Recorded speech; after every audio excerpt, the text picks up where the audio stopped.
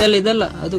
ರೋಡಲಿ ಸಾಗುತ್ತಾ ಹೊಂಡವ ದಾಟುತ್ತಾ ಜೀವವೇ ಬಾಯಿಗೆ ಬಂದಂತಿದೆ. ಹಾಡಲಿ ಹಾಡುತ್ತಾಯಿ ರಸ್ತೆಯ ಬಗೆ ಹೇಳಲು ನಾಚಿಕೆ ಆಗಿದೆ ನಿಮಗಿಲ್ಲವೇ?